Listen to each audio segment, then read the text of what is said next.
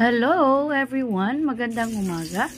Ngayong umaga, ang ating recipe ay adobong labong o bamboo shoot with talbos ng kamote. Sa Bisaya, tinawag namin itong tinangkong. So ito, ginamit kong pangsahog ay century tuna. So, kailangan nating palambutin ang labong. So, inuna natin ito.